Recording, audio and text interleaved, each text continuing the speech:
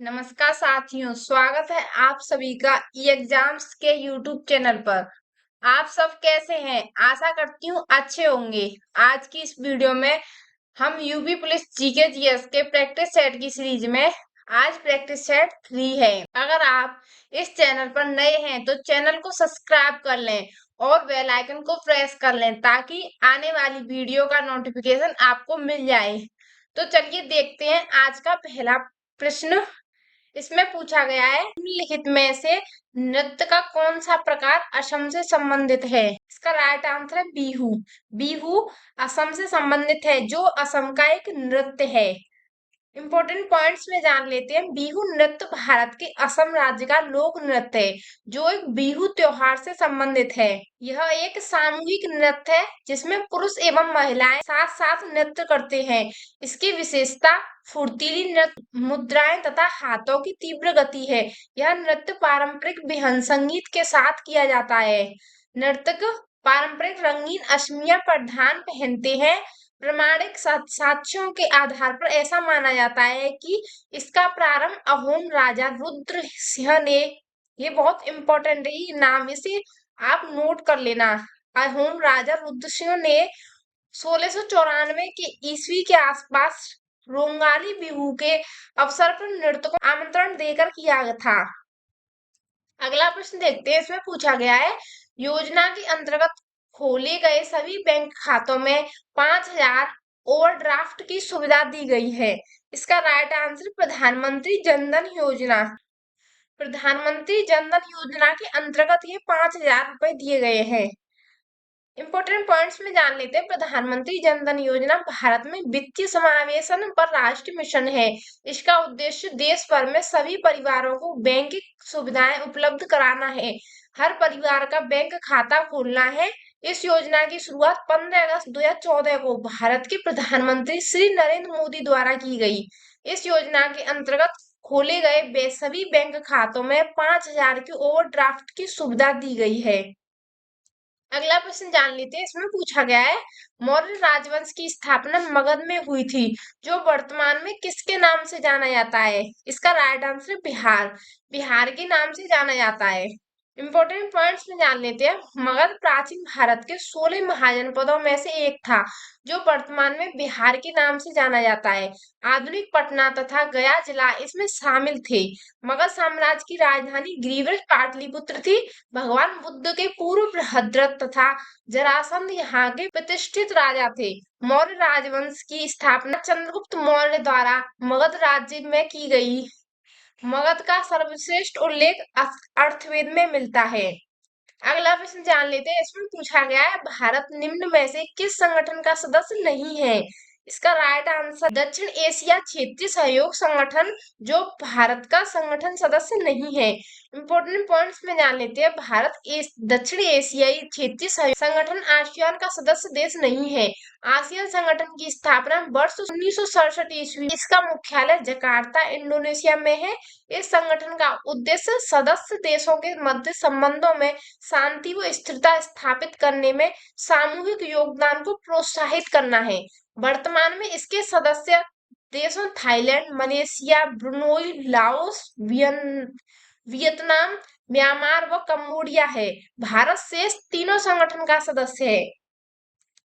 अगला प्रश्न देखते हैं। इसमें पूछा गया है किस देश की महिला टीम ने दक्षिण कोरिया में वर्ष 2018 में संपन्न हुआ कैरम विश्व कप जीता?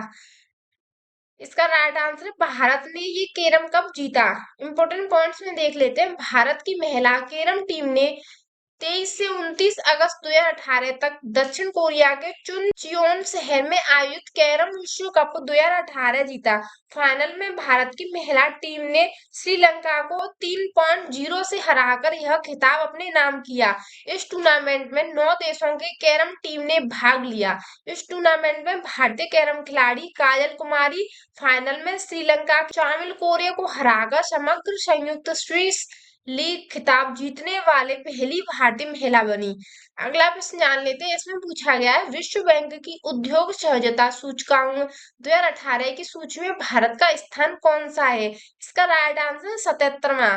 अगला प्रश्न जान लेते हैं। इसमें पूछा गया ईस्ट अफ्रीकन कैंपेन में भारतीय सैनिकों के बलिदान के सम्मान में एनडीए के प्रशासनिक मुख्यालय को ब्लॉक नाम दिया गया है? इसका राइट आंसर सूडान, सूडान नाम दिया गया है। इंपॉर्टेंट पॉइंट्स में जान लेते हैं।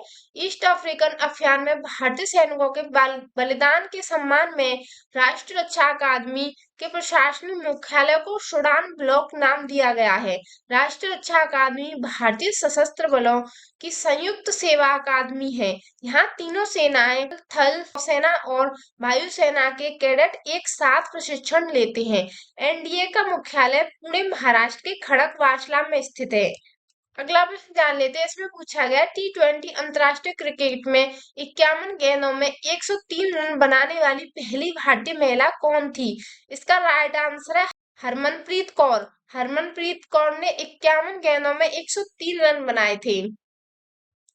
इंपॉर्टेंट पॉइंट्स में जान लेते हैं। नवंबर 2018 में हरमनप्रीत कौर, जो भारतीय महिला क्रिकेट खिलाड़ी के T20 अंतर्राष्ट्रीय क्रिकेट मैच में 51 गेंदों में 103 रन बनाने वाली पहली भारतीय महिला खिलाड़ी बनी।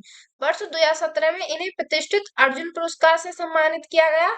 इनका नाम पूरा हरमनप्रीत कौर भुल्लर है तथा यह पंजाब राज्य से संबंधित है। इसके अतिरिक्त वे दाहिने हाथ की मध्यम गति की तेज गेंदबाज भी हैं। अगला आप देखते हैं। निम्नलिखित में से कौन सा अंग अप्रयुक्त या क्षतिग्रस्त बीमाणु को हटाने में सक्षम है? इसका राइट आंसर तिल्ली। इंपॉर्टेंट पॉइंट्स में जान लेते हैं। तिल्ली अंग मानव शरीर में क्षतिग्रस्त या अप्रयुक्त बीमाणु को हटाने में सक्षम है। मानव शरीर में तिल्ली पेट में स्थित होता है। इसे प्लीहा भी कहा जाता है। यह पुरानी लाल रक्त कणिकाओं को नष्ट करने का कार्य करता है तथा यह रक्त का संचित भंडार भी है। यह रोग निरोधक तंत्र का भाग है। तिल्ली या प्लीहा शरीर की सबसे बड़ी विहीनहीन ग्रंथि है। इसकी आंतरिक संरचना संयोजी ऊतक व स्वतंत्र पेशियों से मिलकर बनी होती है। अगला प्रश्न देखते हैं। इसमें पूछा गया है मिश्र धातु गुलाब सोने में सोने के अलावा अन्य कौन सा धातु शामिल है? इसका राइट आंसर है तावा। जो तावा भी शामिल है इसमें। इंपॉर्टेंट पॉइंट्स में जान लेते हैं। मिश्र धातु गुलाबी सोना या रोज गोल्ड एक तांबा युक्त मिश्र धातु है। गुलाब सोना का उपयोग व्यापक रूप से विशेष गहने व आभूषण को बनाने के लिए किया जाता है। इस मिश्र धातु में 75% सोना, 20% तांबा तथा 5% चांदी होती है। इसे क्राउन गोल्ड या रूसी गोल्ड भी कहा जाता है।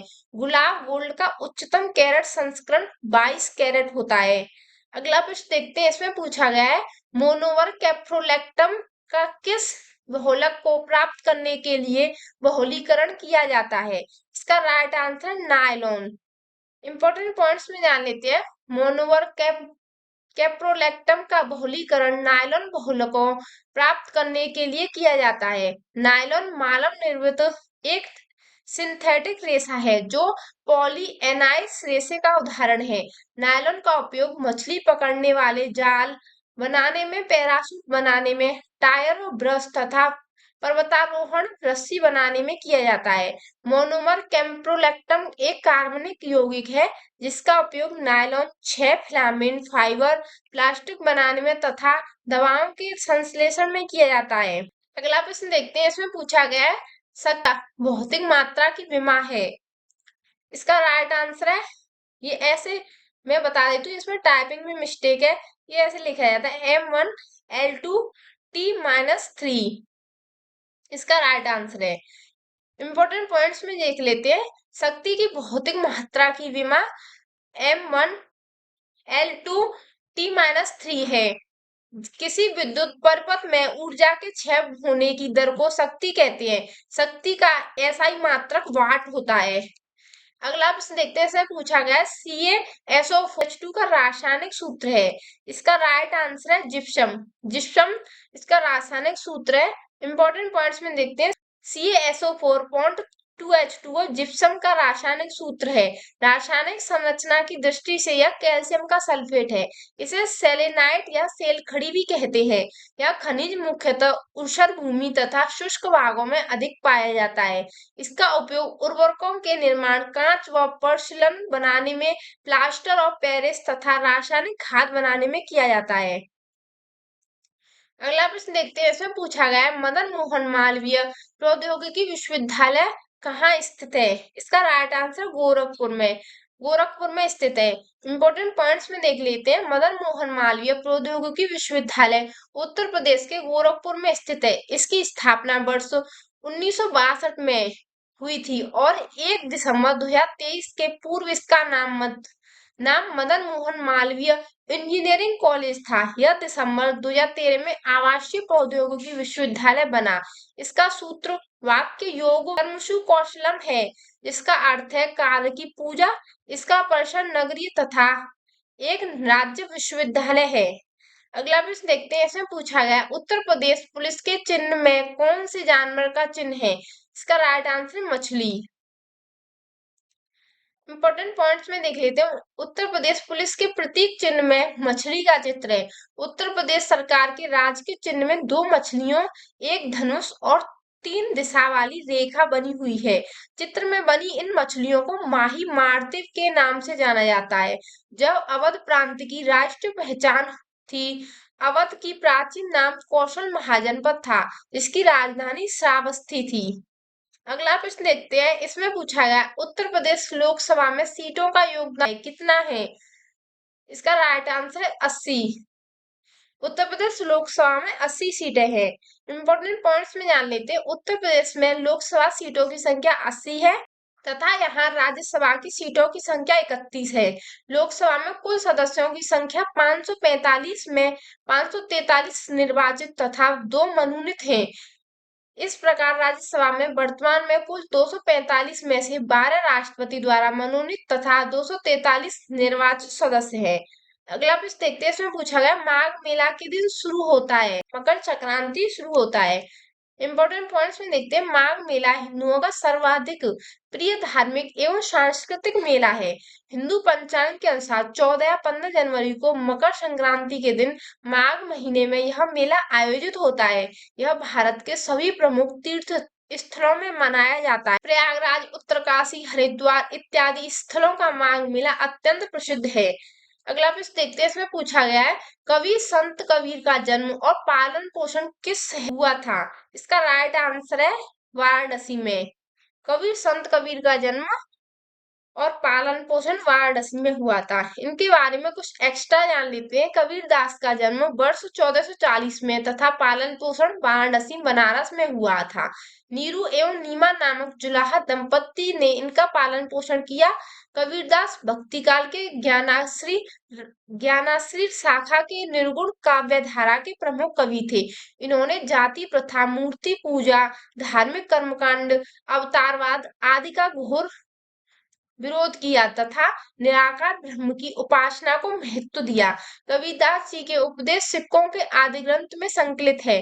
कबीर की वाणी का संग्रह बीजक नाम से प्रसिद्ध है।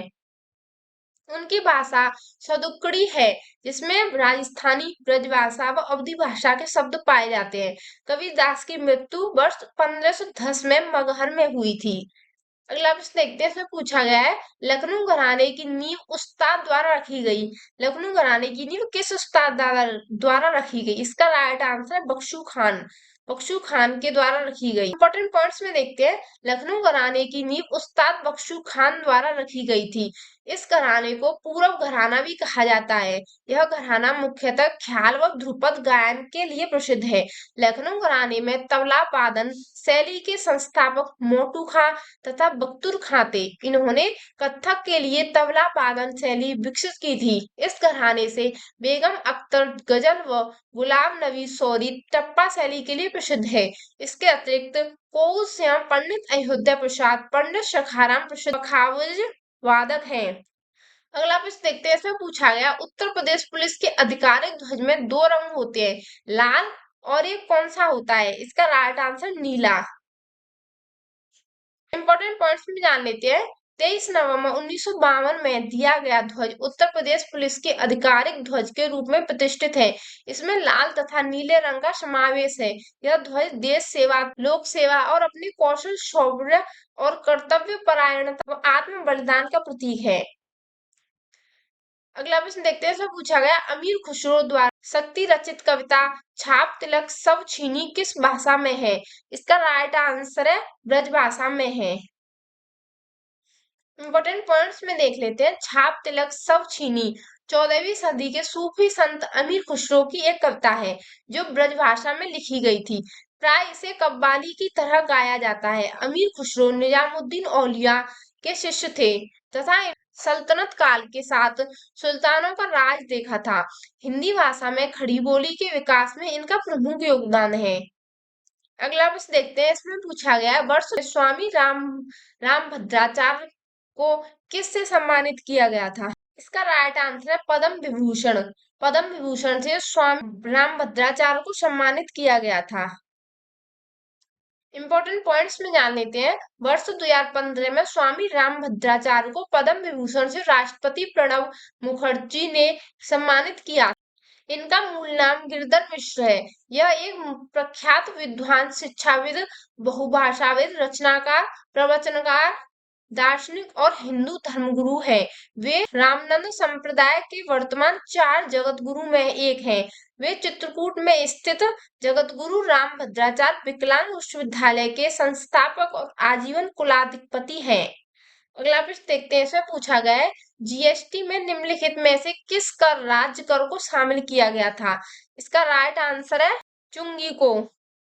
चुंगी को शामिल किया गया था। इंपॉर्टेंट पॉइंट्स में जान लेते हैं। जून 2019 में चुंगी को जीएसटी में शामिल किया गया था। गुड्स एवं सर्विस टैक्स या वस्तु एवं सेवा कर भारत में 1 जुलाई 2017 से लागू कर महत्वपूर्ण अप्रत्यक्ष कर व्यवस्था है जिसमें सरकार व कई अर्थशास्त्रियों द्वारा स्वतंत्रता के पश्चात सबसे बड़ा आर्थिक सुधार बताया गया है। भारतीय संविधान में इस कर व्यवस्था को लागू करने के लिए 101वां संविधान संशोधन किया गया। अगला प्रश्न देखते हैं। इसमें पूछा गया विश्व स्वास्थ्य दिवस किस दिन मनाया जाता है? इसका राइट आंसर है 7 अप्रैल को विश्व स्वास्थ्य दिवस मनाया जाता है। इंपॉर्टेंट पॉइंट्स में जान लेते हैं। विश्व स्वास्थ्य दिवस विश्व के देशों के स्वास्थ्य संबंधी समस्याओं पर आपसी सहयोग एवं मानक विकसित करने वाली एक संस्था है। विश्व स्वास्थ्य संगठन के वर्तमान में 193 सदस्य देश हैं। यह संयुक्त राष्ट्र संघ की एक आनुषंगिक इकाई है। इस संस्था की स्थापना 7 अप्रैल 1948 को की गई थी। इसीलिए प्रत्येक वर्ष 7 अप्रैल को विश्व स्वास्थ्य दिवस मनाया जाता है। भारत में इसका कार्यकाल नई दिल्ली में है। अगला प्रश्न देखते हैं। इसमें पूछा गया नियॉन लैंप का आविष्कार किसके द्वारा किया गया था? इसका राइट आंसर है जॉर्जस क्लाउड के द्वारा नियॉन लैंप का आविष्कार किया गया था। इंपॉर्टेंट पॉइंट्स में देख लेते हैं। नियॉन लैंप का आविष्कार जॉर्जस क्लाउड द्वारा किया गया था। यह एक छोटे आकार का गैस डिस्चार्ज लैंप है। इस लैंप में कांच की एक कैप्सूल होती है जिसमें नियॉन तथा अन्य गैसें कम दाब पर भरी होती हैं। इस लैंप से नारंगी रंग का प्रकाश निकलता है। अगला प्रश्न देखते हैं। इसमें पूछा गया एक ऐसी छवि है जो प्राय फोरम और सामाजिक नेटवर्क में ऑनलाइन प्रतिनिधित्व करती है। वो सेल्फी छवि है। इंपॉर्टेंट पॉइंट्स में देख लेते हैं। सेल्फी एक छवि है। सेल्फी एक ऐसी छवि है जो प्राय फोरम और सामाजिक नेटवर्क में ऑनलाइन व्यक्ति का प्रतिनिधित्व करती है। फेसबुक, ट्विटर, स्नैपचैट और इंस्टाग्राम जैसी सोशल मीडिया नेटवर्किंग सेवाओं के माध्यम से प्राय सेल्फी सोशल मीडिया पर साझा की जाती है। इस सेल्फी में कई विषय शामिल हो सकते हैं। जब तक फोटो में किसी एक विषय को लिया जा रहा है उसे एक सेल्फी माना जाता है। आधुनिक सेल्फी की उत्पत्ति जापानी कवई प्यारा संस्कृति में हुई है। अगला प्रश्न देखते हैं। अंडमान और निकोबार द्वीप समूह पर स्थित इंदिरा क्वांटम निम्नलिखित में से किसके निकटतम है? इसका राइट आंसर है मलेशिया के निकटतम है। इंपॉर्टेंट पॉइंट्स में देख लेते हैं। इंदिरा पॉइंट भारत के निकोबार द्वीप समूह पर स्थित एक गांव है।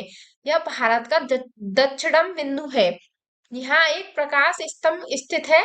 इस बिंदु को पहले पिग्मेलियम क्वांटम और पार्सन्स क्वांटम के नाम से जाना जाता था।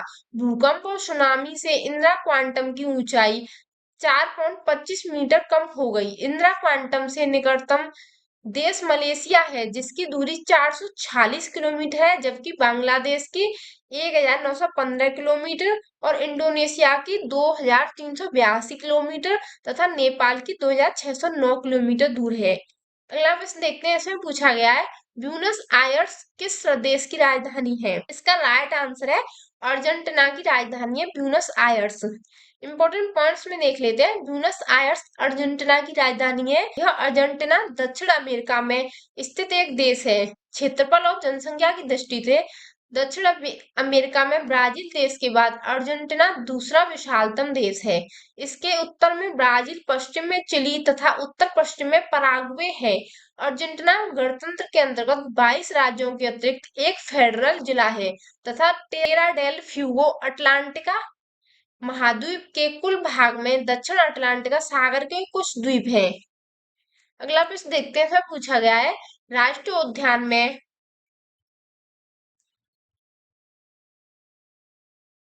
अगला प्रश्न देखते हैं। इसमें पूछा है राष्ट्रीय उद्यान में सबसे अधिक एक सींग वाले गैंडे पाए जाते हैं। इसका राइट आंसर है काजीरंगा में राष्ट्रीय उद्यान में सबसे अधिक एक सींग वाले गैंडे पाए जाते हैं। इंपॉर्टेंट पॉइंट्स में देखते हैं।